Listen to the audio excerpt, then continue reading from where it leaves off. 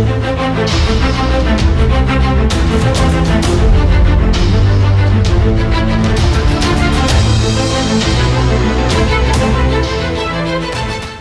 Hind everyone. तो चलिए भाई, आज के इस टॉपिक में सभी लोग जुड़ते चलिए। टॉपिक का नाम जैसा कि आप लोग देख पा रहे हैं, ट्रम्प। फोटो ही देख लिया तो आप लोगों ने समझ लिया होगा। तो जी हाँ, अमेरिका में जो अभी इलेक्शंस हुए, ये अपना जो पहला मंगलवार था जो नवंबर का, उसमें ही उनके इलेक्शन होते हैं हर 4 साल में। तो उसमें उनका इलेक्शन हुआ और इलेक्शन के ही नेक्स्ट डे यानी कि वेडनेसडे को ही उनके इलेक्शन के रिजल्ट्स आ गए। और रिजल्ट्स में जो आपके मतलब एक तरह से जीत के जो बहुमत के आंकड़ों मेजॉरिटी को जो पार करके निकल के आ रहे हैं, वो कौन आ रहे हैं? Donald Trump. तो डोनाल्ड ट्रंप किस पार्टी से हैं? रिपब्लिकन पार्टी से हैं। तो अमेरिका में डुअल पार्टी सिस्टम होता है, एक होती है रिपब्लिकन पार्टी, एक होती है डेमोक्रेटिक। हमारी जैसे देश में जैसे नहीं होता कि ढेर सारी वहाँ पे पार्टीज आपकी होती हैं, है ना। तो यहाँ पे आपकी क्या होती है? 2 ही पार्टीज होती हैं, एक होती है रिपब्लिकन और एक होती है डेमोक्रेटिक। तो यहाँ पे रिपब्लिकन पार्टी के जो उम्मीदवार थे वो आपके कौन थे? आपके डोनाल्ड ट्रंप थे। और जो डेमोक्रेटिक पार्टी की उम्मीदवार थी वो आपकी कौन थी? कमला हैरिस थी, है ना। तो ये दोनों आपके थे। यहाँ से आपकी चीज़ें आगे बढ़ रही थी। तो इस वीडियो लेक्चर को अब हम आगे समझते हुए इसमें चलते हैं कि किस तरह से यहाँ पे जीत निकल के आई है, डोनाल्ड ट्रंप का जीतना। अब इसमें हम ये भी समझेंगे कि इनका जीतना भारत के लिए किस तरह से महत्वपूर्ण होने वाला है, यानी भारत को किस तरह से इसमें प्रभाव पड़ेगा। तो जैसे यहाँ पे हम देख पा रहे हैं कि PM Modi with Donald Trump who is now US president elect. Trump speaks with PM Modi, says no one of the first world leaders he spoke with after victory. ये जो आपके जीत के आए हैं, तो जीत के आपके कौन आए हैं? डोनाल्ड ट्रंप जीत के आए हैं। तो इसमें से हमें ये देखना है कि ये आपके यहाँ पे ही स्पोक विद द आफ्टर। चलिए तो एक बार हम लोग फिर से देखते हैं कि यहाँ पर आपके अभी यूएस के जो इलेक्शंस हुए हैं, उस इलेक्शंस में आपके डोनाल्ड ट्रंप जीत के आए हैं। जीतने के बाद जिन वर्ल्ड लीडर से इनकी बातचीत हुई है उसमें जो पहले आपके थे ये पीएम मोदी होते। तो ये दिखाता है कि इंडिया की इंपॉर्टेंस कितनी ज़्यादा है अमेरिका में, है ना, अमेरिका के लिए भी। ठीक है, तो ये चीज़ है। फिर आगे हम देखते हैं, ये देखिए, ये यहाँ पे यूएसए का पूरा नक्शा है और यूएसए के नक्शे में यहाँ पे आपके क्या है? ये वो रेड कलर में जो है ये वो स्टेट्स हैं जिन्होंने किसको वोट दिया है, जहां पे कौन जीता है, जहां पे डोनाल्ड ट्रंप को जीत मिली है, यानी रिपब्लिकन पार्टी को। और इधर जो कैलिफोर्निया और व्यमिंग इधर के जो आपके प्रांत हैं और जो ईस्टर्न इधर के जो हिस्से हैं, यहाँ पे डेमोक्रेटिक पार्टी को एक तरह से चुनाव में जीत दिलाई गई है। तो वैसे भी ये जितने बीच के एरिया जो आपके मिसिसिपी मिसौरी रिवर बेसिन के एरिया जो आपके रहते हैं, जैसे टेक्सास स्टेट सबसे बड़ा इधर स्टेट आता है, जो सबसे ज़्यादा सीटें जहाँ पे इलेक्टर्स हैं वो कैलिफोर्निया है। हालांकि कैलिफोर्निया हमेशा ही किसको प्रेफर करता है?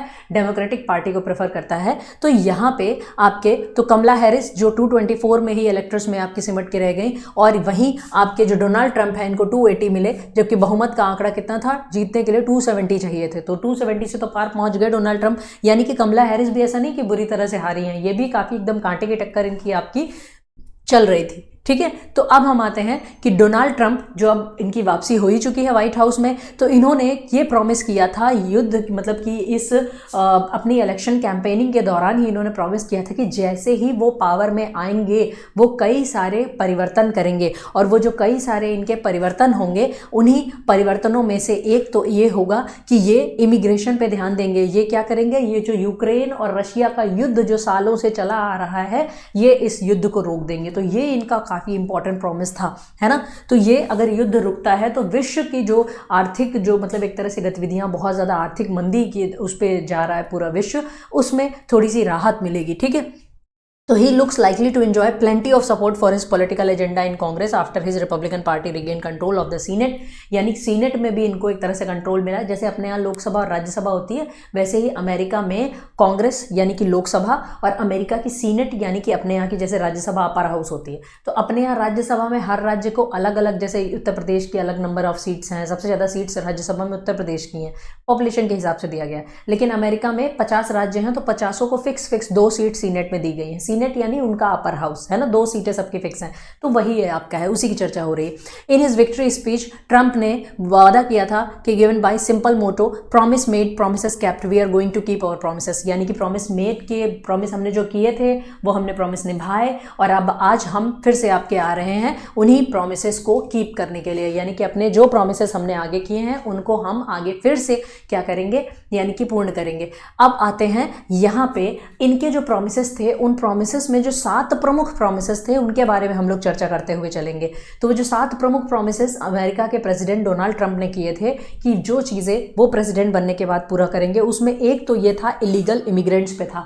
इन्होंने कहा कि जो अनडॉक्यूमेंटेड इमिग्रेंट्स हैं, जो कि ऐसे ही बॉर्डर पार करके हमारे देश में चले आए हैं, उनको हम रोक लगाएंगे। क्योंकि क्या होता है, बॉर्डर पार करके जो इलीगल इमिग्रेंट्स वहाँ पे आ जाते हैं तो वहाँ पे जैसे लोकल अमेरिकन्स की जो जॉब होती है, जो जैसे मान लीजिए कोई भी आपका कंस्ट्रक्शन साइट पे कोई वर्क कर रहा है तो वो कोई एक निश्चित वेज वो मांग रहा है कि उसको मतलब इतना वर्क का $20 उसको चाहिए, दिन भर का $20 चाहिए। अभी जो इमिग्रेंट वर्कर्स आए हैं, यानी कि ये जो आपके मतलब एक तरह से अनडॉक्यूमेंटेड जो आपके वर्कर्स होंगे, वो कहेंगे हम $10 में ही काम कर लेंगे, तो $20 में तो उनको 2 मजदूर मिल जाएंगे ना। तो ऐसे में अमेरिकन को भी बहुत ज़्यादा था कि बाहर के लोग आके हमारी जॉब्स खा रहे हैं, तो ये चीज़ था। तो ट्रंप ने इस पर कहा कि हम इन लीगल इमिग्रेंट्स को एक तरह से क्या करेंगे, इनको यहाँ से अपने देश में से एक तरह से निकालेंगे, है ना, जिससे हमारे, क्योंकि इनकी जो पॉलिसी होती है वो अमेरिका फर्स्ट की पॉलिसी होती है कि अमेरिका फर्स्ट, अमेरिकन्स फर्स्ट, है ना, अमेरिकन्स भी प्रथम। तो ये चीज़ आपकी आती। इन्होंने ऑल्सो प्लेज किया था कि ये एक वॉल बनाएंगे, कहाँ पे, मैक्सिको के बॉर्डर पे, क्योंकि यूएसए के नीचे मैक्सिको पड़ता है ना, मैक्सिको की तरफ से ही ज़्यादातर इलीगल इमिग्रेंट्स आपके क्या करते हैं, यहाँ पे प्रवेश करते हैं अमेरिका में। एक्चुअली अमेरिका में और मैक्सिको के बीच में एक नदी बहती है, रियो ग्रांडे नदी बहती है, वो बॉर्डर का काम करती है। तो कई लोग नदी के पार से भी इधर उधर से आपके आ जाते हैं अमेरिका में, है ना। तो इन्होंने कहा था कि बॉर्डर फेंसिंग की ज़रूरत है, वहाँ पे बाउंड्री वॉल टाइप की बनाने की ज़रूरत है, ठीक है। तो ये चीज़ आपके आता है। फिर उसके बाद हम आगे आते हैं, इन्होंने इकोनॉमी को लेकर क्या बात कही थी। इन्होंने एक और प्रॉमिस किया था, वो इकोनॉमी के लिए इनका दूसरा प्रॉमिस था कि moves on economy, tax and tariffs. इन्होंने कहा था कि हमारे देश में जो मिडिल क्लास है उसके ऊपर जो टैक्सेस का बोझ है वो हम कम कर देंगे। अच्छा सोचो, अगर बोल दिया जाए, कोई भी सरकार प्रॉमिस करे कि हम आपके ऊपर टैक्सेस का बोझ कम कर देंगे, तो व्यक्ति को तो लगेगा भाई टैक्स कम होंगे तो अपने खर्चे के लिए ज़्यादा पैसा अपने पास बचेगा, है ना। अभी कोई 50,000 कमा रहा है, 5,000 सरकार को टैक्स दे रहा है, तो उसको लगेगा ना ये 5,000 भी अपने पास होते तो अपने खर्चे के लिए यूज़ होते। तो वही चीज़ यहाँ पे ट्रंप ने प्रॉमिस किया था। और उन्होंने इन्फ्लेशन जो मुद्रास्फीति, जो चीज़ों के भाव बढ़ते जा रहे हैं, इन्होंने कहा कि उसको मैं कम करूँगा।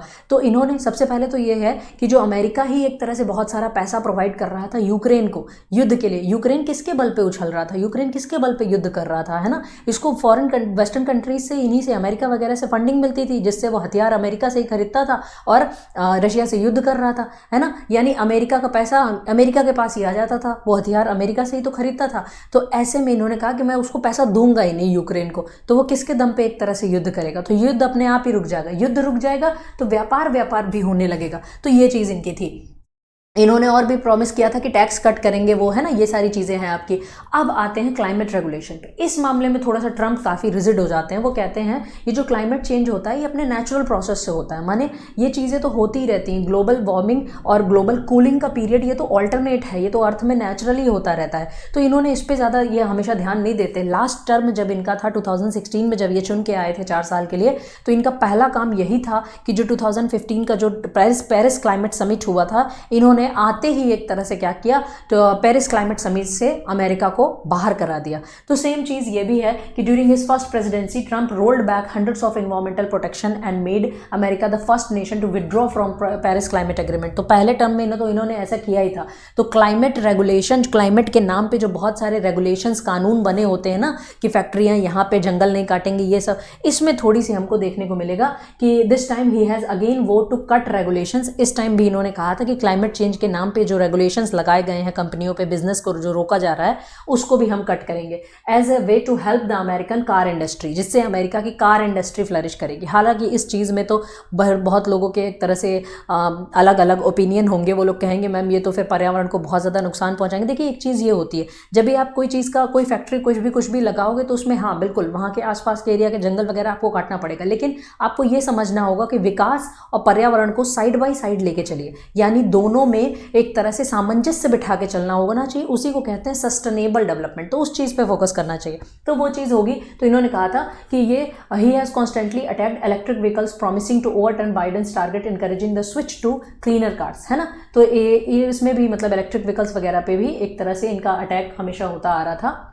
ही has pledge to increase production of US fossil fuel. इन्होंने कहा कि मैं फॉसिल फ्यूल के यानी कि जो यूएस का जो फ्यूल है ना, यूएस में जो शेल गैस वगैरह है ना, उसकी मैं और ज़्यादा खपत को बढ़ा दूंगा। यानी ड्रिल यानी खुदाई करिए और निकालिए, तेल निकालिए, उसको हम लोग बेचेंगे, है ना। और in favour of renewable energy sources such as wind power. और इन्होंने रेन्यूएबल, ऐसा नहीं कि रेन्यूएबल एनर्जी सोर्सेज में भी, विंड पावर में भी इन्होंने काफ़ी चीज़ें कही थी कि विंड पावर को भी हम बढ़ावा देंगे, पवन ऊर्जा को, ठीक है।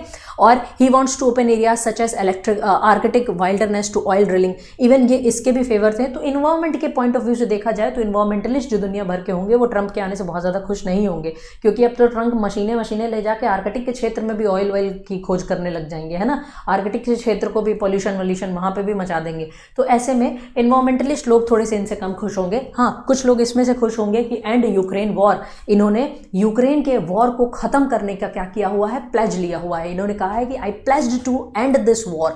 Trump has criticised the tens of billions of dollars spent by the US on supporting Ukraine in this war. इन्होंने कहा कि जो टेंस ऑफ थाउजेंड्स ऑफ जो आपका डॉलर्स जो बिलियंस ऑफ डॉलर्स आपका खर्च किया जा रहा है यूक्रेन रशिया युद्ध में, यूक्रेन को पैसा देना बंद कर दो, यूक्रेन अपने आप युद्ध बंद कर देगा। तो ये चीज़ आपके, और इन्होंने कहा था कि मैं pledged to end the conflict with in 24 hours. Russia के पुतिन को भी थोड़ी सी सांस मिलेगी, है ना। चलो कोई तो आया जो युद्ध को रोकने की बात कर रहा है ना पुतिन को, क्योंकि पुतिन तो अब पीछे हो नहीं सकते कि उन्होंने एक बड़ी पावर रशिया भी है ना। तो चलिए अब ये भी देखते हैं। अब जब युद्ध बंद हो जाएगा तो हो सकता है रशिया पर से सैंक्शंस भी हट जाएं, जो थाउजेंड्स और 16,000 से भी ज़्यादा सैंक्शन लगे हुए हैं रशिया पे। अब वो सैंक्शन भी हट जाएंगे, प्रतिबंध भी हट जाएंगे, तो रशिया से थोड़ा व्यापार भी, हमारे देश का व्यापार भी आराम से होता रहेगा, है ना।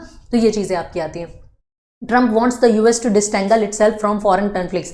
और ट्रंप चाहते हैं कि दुनिया भर के जो कन्फ्लिक्ट हो रहे हैं उसमें से हमारा यूएस थोड़ा सा बाहर हो, है ना। कि यूएस हर चीज़ के किसी के फट्टे पे जाके यूएस पहुंच जाता है। तो हालांकि इस पे ये चीज़ ये देखना होगा, यानी कि ट्रंप बहुत ज़्यादा फोकस करेंगे अमेरिकन पे, अपने अमेरिका पे फोकस करेंगे, यानी दुनिया की चीज़ों पर अब वो थोड़ा सा अपने आप को वहाँ से एक तरह से हटाने की कोशिश करेंगे। फिर आता है एक अबॉर्शन बैन पे। अबॉर्शन ये आपका क्या होता है, यानी गर्भपात कराना जो आपका होता है। अबॉर्शंस में क्या होता है, अमेरिका की जो पॉपुलेशन है मैक्सिमम क्रिश्चियन पॉपुलेशन है। क्रिश्चियन में भी अलग अलग सेक्ट्स होते हैं, कैथोलिक्स होते हैं, बैप्टिस्ट होते हैं, प्रोटेस्टेंट्स होते हैं। तो ये जो अलग अलग सेक्ट्स होते हैं, इसमें जो कैथोलिक्स हो गए, जो कि ज़्यादा कोर सपोर्टर हैं रिपब्लिकन पार्टी के, यानी कि ट्रंप के कोर सपोर्टर हैं, ये कैथोलिक्स हो गए, बैप्टिस्ट, ये लोग एक तरह से आपके किस चीज़ को नहीं मानते, ये बोलते हैं कि एबॉर्शन एक तरह का सिन है, एक तरह का पाप है, यानी जो भी बच्चे जो भी होते हैं वो तो ईश्वर की देन होते हैं, है ना। तो इसको अबॉर्ट कराना ये तो एक तरह का पाप होता है। लेकिन कई बार ऐसा होता है कि जैसे टीनेज प्रेगनेंसी देखने को मिल गई, जो अनवांटेड प्रेगनेंसीज होती हैं, अगर वो चीज़ें हो गई, अगर वो व्यक्ति सक्षम नहीं है कि वो चाइल्ड केयर के लिए सक्षम नहीं है, तो वो एबॉर्शन कराना प्रेफर करता है। लेकिन एबॉर्शन तो अमेरिका में बैन है, ज़्यादातर क्रिश्चियन कंट्रीज़ में एबॉर्शन बैन है, बहुत कम कंट्रीज़ हैं जैसे आयरलैंड वगैरह जिन्होंने एबॉर्शन के बैन हटा दिया है। तो जब बैन होती है कोई चीज़ तो लोग बाग अब कराते, तो वो चीज़ है ही, तो इलीगली कराते हैं। उससे क्या होता है कि प्रॉपर उनको मेडिकल केयर नहीं मिल पाती, जिससे उनकी महिलाओं की डेथ हो जाती है। जैसे टीनेज गर्ल्स होंगी तो उनकी 14, 15, 16 साल में अगर प्रेगनेंसी हो गई तो उनकी डेथ हो जाती है, अगर ये चीज़ नहीं कॉमन है।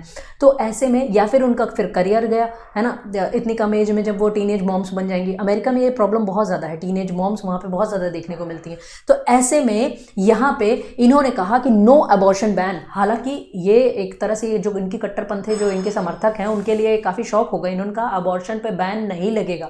उन्होंने कहा मैं इस बैन को हटा दूंगा, against the wishes of some of his supporter. वही तो इनके सपोर्टर भी नहीं चाहते थे। Trump said during the presidential debate with Kamala Harris that he would not sign into a law national abortion ban. इन्होंने कहा मैं अबॉर्शन को बैन नहीं करूंगा, है ना। रिप्रोडक्टिव राइट बिकेम ए की कैंपेनिंग। और ये जो रिप्रोडक्टिव राइट था महिलाओं का कि ये उसका चॉइस है कि वो उस बच्चे को लाए या ना लाए, तो ये चीज़ जो आपकी है, तो Harris and several states approved measures to protect और expand abortion rights on polling day. तो कई लोगों ने इवन पोलिंग डे में भी इस राइट्स पे एक तरह से चर्चा करी थी। फिर आता है sack special counsel Jack Smith, जो इस वक्त अमेरिका में स्पेशल काउंसिल है Jack Smith. Trump had vowed to sack within 2 seconds of taking office the veteran prosecutor leading to criminal investigation against him. तो ये जो आपके स्पेशल काउंसिल थे जैक स्मिथ, जो कि ट्रंप के ऊपर जो क्रिमिनल इन्वेस्टिगेशंस लगे थे। अच्छा, ट्रंप अमेरिका के पहले ऐसे व्यक्ति हैं जिनके ऊपर क्रिमिनल चार्जेस लगे हुए थे, कन्विक्टेड मतलब क्रिमिनल कन्विक्शन इनके ऊपर चल रहा था, और ये अमेरिका के री इलेक्ट प्रेसिडेंट चुने हैं। क्योंकि लास्ट ईयर जब लास्ट टर्म में ये थे 2020 में, और जब जो बाइडन जीत के आए थे, इन्होंने एक तरह से व्हाइट हाउस से निकलने से मना कर दिया था, और इनके समर्थकों ने जाके वापस से वहाँ पे एक तरह से हमला कर दिया था। ये बहुत ऐसा रेयर देखने को मिलता है कि इतनी एडवांस कंट्री जो अपने आप को इतनी बड़ी इकोनॉमी बोलती है, और वहाँ पे इस तरह से चीज़ें देखने को होती है। ऐसे तो हमारा देश इन सब में बहुत अच्छा है। हमारे देश में जब भी पावर चेंज होती है बड़ा पीसफुली चेंज होती है ना, जिसमें इस बार का इलेक्शन तो और भी अच्छा था। ऐसा था कि इसमें किसी को कोई भी मतलब इधर उधर के आरोप नहीं लगे, है ना, सब एकदम खुश थे उस टाइम पे, ठीक है। तो ऐसे ही यहाँ पे इंडिया में कभी ऐसा नहीं होता। इंडिया में कितना भी कुछ हो, इलेक्शन कैंपेनिंग के दौरान कितने भी डिबेट्स हो किसी भी तरह से हो, लेकिन उस टाइम पे ऐसा इलेक्शन के रिजल्ट आने के बाद सब उसको स्वीकार करते हैं, है ना। तब ऐसा नहीं है कि उसको एकदम अस्वीकार करने लगते हैं। वो सारी चीज़ें वो ठीक है, बयानबाजी करेंगे कि हाँ ये गड़बड़ कर दी, वो गड़बड़ कर दी, लेकिन कुछ भी ऐसा हिंसात्मक चीज़ें नहीं होती इसमें। हमारे कंट्री को हम लोग कहेंगे हमारी मैच्योर एक तरह से डेमोक्रेसी है, ठीक है। तो ये चीज़ है आपकी।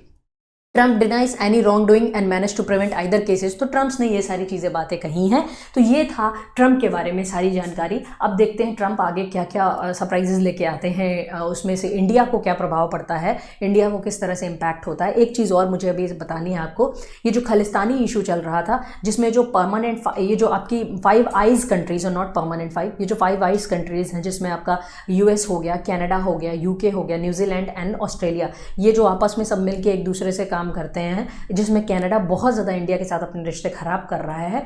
ऐसे में जो यूएसए में एक तरह से ट्रंप की सरकार आने से इन खालिस्तानियों को जो हवा होगी इनको थोड़ी कम मिलेगी। जैसे पन्नू ये भी खालिस्तानी था, और ये भी वहाँ से एक तरह से एजेंडा अपना चला रहे हैं। जो निज्जर की किलिंग, निज्जर के जिसकी हत्या हुई है, उस पर कनाडा की सरकार पूरी तरह से भारत सरकार का नाम लगा रही कि भारत सरकार ने ये हत्या कराई है, वो कैनेडियन सिटीजन था। तो इस तरह से जो रिश्ते बिगड़े हैं उसमें एक तरह से ट्रंप इन सब मुद्दों को बहुत ज़्यादा हवा नहीं देंगे भारत के खिलाफ, और एक तरह से भारत सरकार के साथ मिलके एक तरह से काम करेंगे। और ट्रंप के पर्सनल रिलेशंस भी एक तरह से देखा जाए पीएम मोदी से उनकी काफ़ी अच्छी ट्यूनिंग है। इवन उन्होंने कहा कि पीएम मोदी वो एक ऐसे लीडर हैं जिनको पूरी दुनिया के लोग पसंद करते हैं। तो ये इंडिया को, ये ऐसा नहीं कि किसी एक व्यक्ति की प्रेज हो रही है यहाँ पे, वो एक इंडिया के पीएम मोदी कोई एक इंडिविजुअल व्यक्ति नहीं है। वो जहाँ जाते हैं वो as a Indian prime minister जाते हैं, तो वो एक इंडिया के प्राइम मिनिस्टर की हैसियत से वो चीज़ें बोली जा रही, इंडिया का इंपॉर्टेंस दिखाया जाता है। एक चीज़ ये भी है कि ट्रंप को बहुत ज़्यादा सपोर्ट किया है किसने, इलॉन मस्क ने। इलॉन मस्क कौन है? इलॉन मस्क एक बिजनेसमैन है, कार की कंपनी है उनकी, इलेक्ट्रिक कार्स, टेस्ला, है ना, रॉकेट लॉन्चिंग जो इनका फॉल्कन, जो ये सारी चीज़ें, मतलब बहुत सारी उनके पास कंपनीज हैं। स्पेस एक्स उन्हीं का है, इलॉन मस्क का। तो इलॉन मस्क का भी ट्विटर भी उन्होंने एक्वायर कर रखा है। तो ऐसे में ये देखा जाता है कि एक तरह से ट्रंप थोड़ा सा भारत सरकार के साथ इस तरह की कोई पॉलिसी साइन करेंगे कि आप हमारे अपने देश में हमारा जो इलॉन मस्क की जो टेस्ला कंपनी है, इनकी इलेक्ट्रिक कार्स की आप एक तरह से अपनी मार्केट टेस्ला कार्स के लिए ओपन कर दीजिए, कि यानी कि भारत में भी इलेक्ट्रिक कार्स चले। तो देखिए ये सारी चीज़ें आगे देखने को मिलेंगी, क्या सारी चीज़ें होती हैं। आई होप कि आपको ये वीडियो लेक्चर बहुत अच्छा लगा हो। तो आप किसी भी डिफेंस के एग्जाम की तैयारी करते हैं तो आप हमारे साथ कर सकते हैं। यहाँ पे हमारी ऑफलाइन ब्रांचेस हमारी इलाहाबाद, दिल्ली, रांची में चलती हैं, और ये है हमारे वो फाइनलिस्ट स्टूडेंट्स त्रिशूल डिफेंस एकेडमी से, जिन्होंने अपना फाइनल सिलेक्शन लिया है। और आप आइए त्रिशूल में और अपनी तैयारी को और ज़्यादा स्पीड अप कीजिए, ठीक है। ये रहा हमारा ऐप, त्रिशूल डिफेंस एकेडमी का ऐप। तो अपनी तैयारी को और आगे करने के लिए आप इस ऐप को डाउनलोड कर सकते हैं और अपने पसंदीदा कोर्स उसमें से देख सकते हैं। ये रहा हमारा नंबर। तो if you have any query call on these numbers. तो इन नंबर्स पे आप कॉल कीजिए और अपनी जो भी आपकी जानकारी है वहाँ पे आपको यहाँ पे सारी जानकारी मिलेगी। तो आज का वीडियो लेक्चर यहीं पे समाप्त करते हैं। आई होप कि आपको ये लेक्चर काफ़ी अच्छा लगा होगा, आपको काफ़ी चीज़ें जानने को मिली होंगी। इसी तरह के टॉपिक्स पे हम आगे लेक्चर्स बनाते रहेंगे। जय हिंद, जय भारत।